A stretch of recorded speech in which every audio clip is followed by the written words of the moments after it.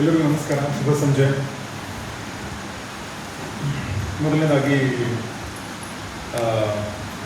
ಈ ಒಂದು ಸಂಸ್ಥೆಯ ಮುಖ್ಯಸ್ಥರಾಗಿರುವಂಥ ಡಾಕ್ಟರ್ KL ಶಂಕರ್ ನಾರಾಯಣ ಜೋಯಿಸ್ ಅವರಿಗೆ ನಮಸ್ಕರಿಸ್ತಾ, ಮತ್ತು ಶಿವಶಂಕರ ಶಾಸ್ತ್ರಿ ಇವರಿಗೂ ಕೂಡ ನಾನು ನಮಸ್ಕರಿಸ್ತಾ ಒಂದೆರಡೇ ಮಾತುಗಳನ್ನ ನಾನು ಹೇಳ್ತೀನಿ.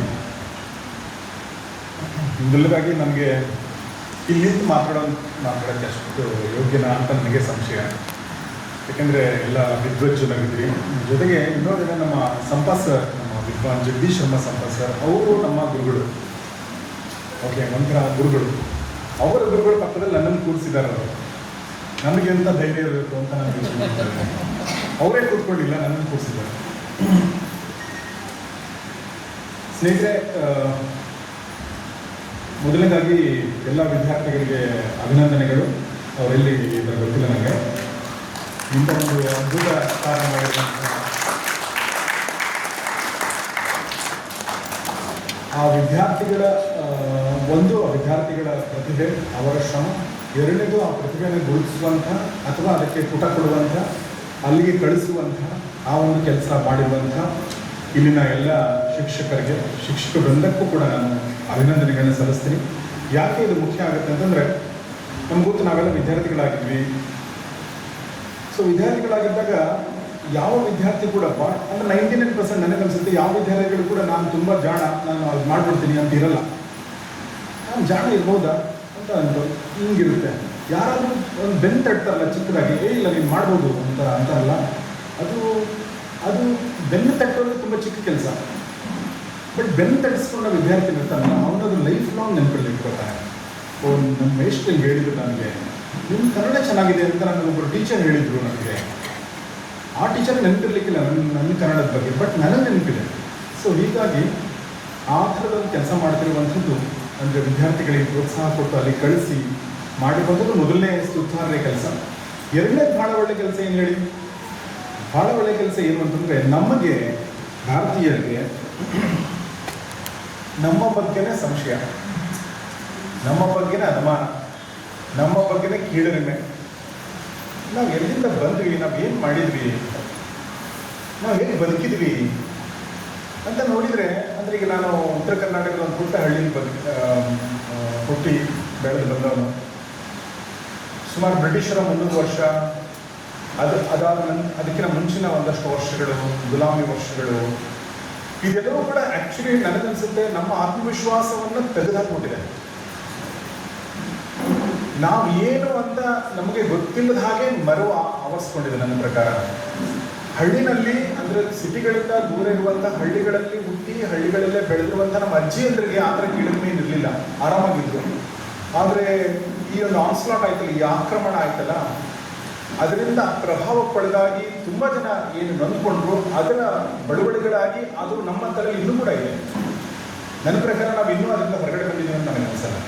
ನಮ್ಮ ಮನಸ್ಸಲ್ಲಿ ಇನ್ನೂ ಕೂಡ, ಯಾಕೆಂದರೆ ಜೆನೆಟಿಕ್ ಮೆಮೊರಿ ಅಂತಾರಲ್ಲ, ನಾನು ಅನುಭವಿಸ್ತಾ ಇರ್ಬೋದು ಬ್ರಿಟಿಷರ ಆಕ್ರಮಣ ಅಥವಾ ಇನ್ನೊಂದು ಆಕ್ರಮಣವನ್ನು, ಬಟ್ ನಮ್ಮ ಮುತ್ತಜ್ಜ ಅವರು ಅನುಭವಿಸಿದಾರಲ್ವ ಮೊಘಲರ ಆಕ್ರಮಣ. ಉದಾಹರಣೆಗೆ ರಜಾಕಾರರ ಹಾವಳಿ, ನಿಮ್ಗೆ ಗೊತ್ತಿದೆಯಲ್ಲೋ, ನಮ್ಮಲ್ಲಿ ಈಗಲೂ ಕೂಡ ರಜಾಕಾರರ ಹಾವಳಿ ಅಂದರೆ ಈಗಲೂ ಕೂಡ ನಡುತ್ತಾರೆ.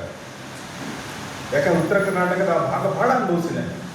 ಆ ಅನುಭವಗಳಿಂದ ತತ್ತರಿಸಿ ಹೋಗಿರುವಂಥ ಮನಸ್ಸು ಹೊರಗಡೆ ಬಂದು ನಾವು ಆರ್ಥಿಕವಾಗಿ ಒಂದು ಬದುಕನ್ನು ಕಟ್ಕೊಂಡಿದ್ದೀವಿ. ಆದರೆ ಮನಸ್ಸೊಳಗಡೆ ಇನ್ನೂ ಕೂಡ ಅದೇ ಇದೆ ಅಂತ ನನಗನ್ಸುತ್ತೆ. ಸೊ ಹೀಗಾಗಿ ಇಂಥ ಕೆಲಸ, ಅಂದರೆ ನಮ್ಮ ದೇಶದಲ್ಲಿ ಈ ಥರ ಒಂದು ಜ್ಞಾನ ಇತ್ತು, ಈ ಥರ ಅಧ್ಯಯನ ಮಾಡಲಾಗಿತ್ತು, ಈ ಥರ ಒಂದು ಸಂಸ್ಕಾರ ಇತ್ತು, ಈ ಥರ ನಾವು ಒಂದಷ್ಟು ಸಂಶೋಧನೆಗಳು ಮಾಡಿದ್ವಿ ಅಂತ ಹೇಳೋದಿದೆಯಲ್ಲ, ಈ ಪೀಳಿಗೆಗೆ, ಈ ಸಮಾಜಕ್ಕೆ ತಿಳಿಸೋದಿದೆಯಲ್ಲ, ಅದು ನನ್ನ ಪ್ರಕಾರ ಅತ್ಯಂತ ಅದ್ಭುತವಾದ ಕೆಲಸ. ಹೀಗಾಗಿ ಈ ಕೆಲಸ ಮಾಡ್ತಿರುವಂತಹ ಎಲ್ಲ ವ್ಯಕ್ತಿಗಳಿಗೆ ನಾನು ಅಭಿನಂದನೆ ಸಲ್ಲಿಸ್ತೇನೆ. ಇದು ಹೀಗೆ ಮುಂದುವರ್ಕೊಂಡು ಹೋಗಬೇಕು ಅನ್ನೋದು ನನ್ನ ಒಂದು ಕಳಕಳಿಯ ಒಂದು ಮನವಿ. ಎರಡನೇದು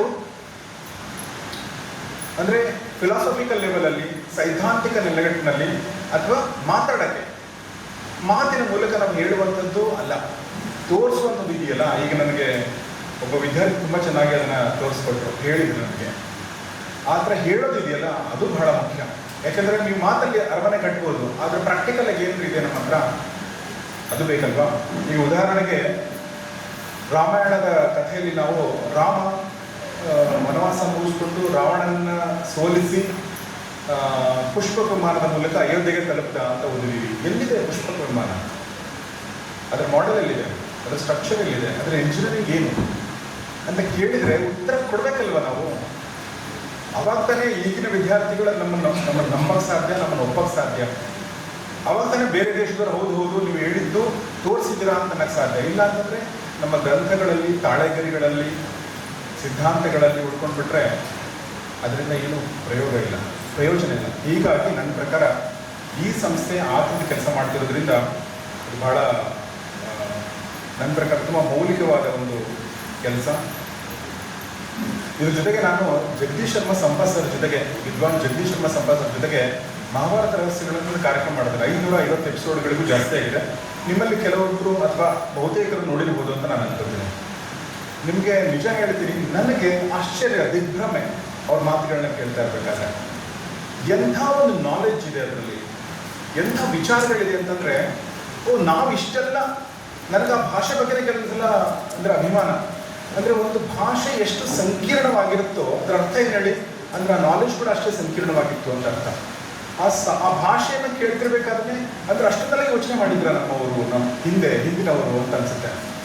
ಸೊ ಅವರ ಭಗವದ್ಗೀತೆ ಅಂದರೆ ಮಹಾಭಾರತದಲ್ಲಿ ಬರುವಂಥ ಭಗವದ್ಗೀತೆನ ಕೇಳ್ತಿರ್ಬೇಕಾದ್ರೆ ನನಗೆ ಯಾವಾಗಲೂ ಅನ್ಸೋದು, ಯಾಕೆ ನನಗೆ ಇದು ಮುಂಚೆ ಗೊತ್ತಾಗಲಿಲ್ಲ ಅಂತ, ಯಾಕೆ ನಮ್ಮ ಸ್ಕೂಲ್ಗಳಲ್ಲಿ ಇದನ್ನು ಯಾವುದೋ ಒಂದು ರೀತಿಯಲ್ಲಿ ತರಲಿಲ್ಲ ಅಂತ ನನಗೆ ವೇದನೆ ಆಗೋದು. ನಿಜ ಹೇಳ್ಬೋದು, ನಾನು ತುಂಬ ಸಲ ಅದನ್ನು ಹೇಳಿದ್ದೀನಿ ಕೂಡ.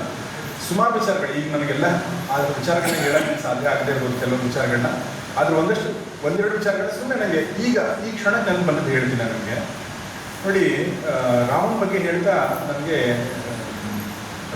ಹೇಳ್ತಾ ಸಂಪತ್ಸರ ಒಂದು ವಿಚಾರ ಹೇಳಿದರು. ರಾಮನ ಒಂದು ಗುಣದ ಬಗ್ಗೆ ಹೇಳಿದರು. ನನಗೆ ಆ ಗುಣದ ಬಗ್ಗೆ ಏನು ಹೇಳಿದರು ಅಂತಂದರೆ, ನನಗದು ಬಹಳ ಖುಷಿ ಆಯಿತು. ಎಷ್ಟು ಸಿಂಪಲ್ ಆಗಿರುವಂಥ ಗುಣ, ಆದರೆ ಎಷ್ಟು ಒಳ್ಳೆಯ ಗುಣ ಅಲ್ವೇ ಅಂತ ಇದು. ರಾಮನ ಒಂದು ಗುಣ ಏನಂತಂದರೆ, ಎದುರುಗಡೆ ಯಾರೇ ಬಂದರೂ ಕೂಡ ರಾಮ ಅವ್ರು ಮಾತಾಡಿಸಿ ಅಂತ ಕಾಯ್ತಿರ್ಲಿಲ್ವಂತೆ. ಈಗ ನಾವು ಮಾತಾಡಿಸ್ತಾನೆ. ನಾವು 8 ಜನ ಮಾಡ್ತೀವಿ ಹೇಳಿದ್ದೀನ, ಮಾತಾಡಿಸ್ಲಿ ಬರಲಿ ಅಂತ ನಾವು ಕಾಯ್ತೀವಿ ಅಲ್ವಾ. ನಾವೇನೋ ಭ್ರಮೇಲೆ ಇಟ್ಕೊಂಡು. ರಾಮ ಆಗಿರಲಿಲ್ಲ ಅಂತ, ಎದುರುಗಡೆ ಯಾರು ಬಂದರೂ ಕೂಡ ಒಂದು ಮುಗುಳ್ನ ಗಂಡಿಗೆ ಅದು ಮಾತಾಡಿಸ್ತಿದ್ದಂತೆ. ನೋಡಿ, ಈ ಥರದ ಗುಣ ರಾಮನ ಹತ್ರ ಇತ್ತು ಅಂತ ನನಗೆ ಮುಂಚೆನೇ ಗೊತ್ತಿದ್ರೆ, ನಮ್ಮ ಮನಸ್ಸಲ್ಲಿ ಬರುತ್ತಲ್ಲ ಒಂದು ದುರಭಿಮಾನ, ಕೆಲವೊಂದು ಸಲ ಅದನ್ನು ತೊಡೆದು ಹಾಕೋಕ್ಕೆ ಸಾಧ್ಯ ಆಗುತ್ತೆ. ಇದು ಬಹಳ ಒಂದು ಚಿಕ್ಕ ವಿಚಾರ ನಾನು ಹೇಳಿದ್ದು. ಈ ಥರ 100 ವಿಚಾರಗಳು ನಮ್ಮ ಗ್ರಂಥಗಳಲ್ಲಿ, ನಮ್ಮ ರಾಮಾಯಣಗಳಲ್ಲಿ, ನಮ್ಮ ಮಹಾಭಾರತಗಳಲ್ಲಿ ಇದೆ. ಅದರಲ್ಲಿರುವಂಥ ಕೆಲವು ಅಂಶಗಳನ್ನ ಪ್ರಚಾರಪಡಿಸಿ ನಮಗೆ ಅದ್ರ ಬಗ್ಗೆಯೂ ಸಂಶಯ ಬರೋತ್ರ ಮಾಡ್ತಿದ್ದಾರೆ. ಅದ್ರ ಬಗ್ಗೆ ಚರ್ಚೆ ಆಗಬೇಕು. ಯಾವುದನ್ನು ಚರ್ಚೆ ಆಗದೆ ಇರೋ ಥರ ಯಾವುದೂ ಆಗಬಾರ್ದು. ಎಲ್ಲವನ್ನೂ ಚರ್ಚೆ, ಮುಕ್ತ ಮನಸ್ಸಿನ ಚರ್ಚೆ ಮಾಡಿ ಮತ್ತು ಭಿನ್ನಾಭಿಪ್ರಾಯಗಳನ್ನ ಇಟ್ಕೊಳ್ಳೋಕ್ಕೆ ಅವಕಾಶ ಕೂಡ ಕೊಡಬೇಕು. ನಾನು ನೀನು ಬೇರೆ, ನೀವು ಹೇಳೋದು ನಾನು ಒಪ್ತಾ ಇಲ್ಲ, ನಾನು ಹೇಳೋದು ನೀವು ಒಪ್ಪಬೇಡಿ, ಪರವಾಗಿಲ್ಲ ಬನ್ನಿ ಚಹಾ ಕೊಡೋಣ ಜೊತೆಲಿ ಅನ್ನೋಂಥದ್ದು ಇದೆಯಲ್ಲ, ಅದು ಬಹಳ ಮುಖ್ಯ. ಬಟ್ ಚರ್ಚೆ ಆದರೂ ಆಗ್ಬೇಕಲ್ವ, ಸಂವಾದ ಆದರೂ ಆಗಬೇಕಲ್ವ. ಅದು ಈಗ ಈ ಥರ ಸಂಸ್ಥೆಗಳ ಮೂಲಕ, ಈ ಥರ ಕಾರ್ಯಗಳ ಮೂಲಕ ನಡೀತಾ ಇದೆ ಅಂತ ನಾನು ಅನ್ಕೋತೀನಿ.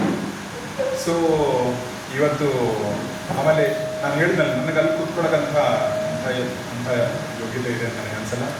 ಆದರೆ ಕನ್ನಡದಲ್ಲಿ ಮಾತಿದ್ದಿಲ್ಲ, ಹೂವಿನ ಜೊತೆ ನಾರು ಸ್ವರ್ಗಕ್ಕೆ ಹೋಯ್ತು ಅಂತ.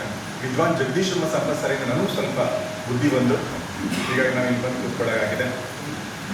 ಇನ್ನೂ ಒಂದು ಪುಸ್ತಕ ಇವತ್ತು ಬಿಡುಗಡೆ ನನ್ನ ಕಡೆಯಿಂದ ಮಾಡಿಸಿದ್ದು, ಬಹಳ ಧನ್ಯವಾದಗಳು. ಈ ಸೂರ್ಯ ನಮಸ್ಕಾರವನ್ನು ನಾನು ಮೊಟ್ಟ ಮೊದಲ ಒಂದು ಯೋಗಾಸನ ಕಲಿತದಂದ್ರೆ ಇದೇ ಸೂರ್ಯ ನಮಸ್ಕಾರನೇ ನಾವು ಶುರು ಮಾಡಿದ್ದು. ಈಗಲೂ ಕೂಡ ನಾನು ಮನೆಯಲ್ಲಿ ಸೂರ್ಯ ನಮಸ್ಕಾರ ಮಾಡಿರ್ತೀನಿ. ಆದರೆ ಅದ್ರ ಬಗ್ಗೆ ಒಂದು ಅದ್ಭುತವಾದ ಪುಸ್ತಕವನ್ನು ಗುರುಗಳು ಬರೆದಿದ್ದಾರೆ. ಸೊ ಅವ್ರಿಗೂ ಕೂಡ ಧನ್ಯವಾದಗಳನ್ನ ಹೇಳ್ತಾ, ನಾನು ಭಾರತೀಯ ಯೋಗಧಾಮದ ಈ ಒಂದು ಕೈಂಕರ್ಯ ಹೀಗೆ ಮುಂದುವರಿಲಿ. ಇದು ಕೇವಲ ಮೈಸೂರಿನ ಜನರಿಗೆ ಅಥವಾ ಈ ಸುತ್ತಮುತ್ತ ಇರುವಂಥ ಜನರಿಗೆ ಮೀಸಲಾಗದೆ ಇಡೀ ಜಗತ್ತನ್ನು ಆಕರ್ಷಿಸುವಂಥ ಕೇಂದ್ರ ಆಗಲಿ. ಯಾಕೆಂದರೆ ಇವತ್ತು ಭಾಷೆ ಅನ್ನೋದಾಗಲಿ ಅಥವಾ ನಾವು ಡಿಸ್ಟೆನ್ಸ್ ಅನ್ನೋದಾಗಲಿ ಒಂದು ಒಂದು ಒಂದು ವೀಕ್ನೆಸ್ ಅಲ್ಲ, ಒಂದು ಲ್ಯಾಕ್ನ ಅಲ್ಲ. ಯಾರು ಬೇಕಾದರೂ ಎಲ್ಲಿದ್ದು ಬೇಕಾದ್ರೂ ನೀವು ಮಾತಾಡಿಸ್ಬೋದು. ಇವತ್ತು ಟೆಕ್ನಾಲಜಿ ಅಷ್ಟೊಂದು ಬೆಳೆದಿದೆ. ಆ ಟೆಕ್ನಾಲಜಿ ನೀವು ಆಲ್ರೆಡಿ ಬೆಳೆಸ್ಕೊಳ್ತಾ ಇದ್ದೀನಿ, ನಾನು ನೋಡ್ತಾ ಇದ್ದೀನಿ. ಹಾಗೆ ಇದು ಮುಂದುವರಿಲಿ. ಜಗತ್ತಿನ ಎಲ್ಲ ವಿದ್ವಜ್ಜನರ ಅದ್ಭುತ ವ್ಯಕ್ತಿಗಳನ್ನು ಆಕರ್ಷಿಸುವಂಥ ಕೇಂದ್ರ ಆಗಲಿ.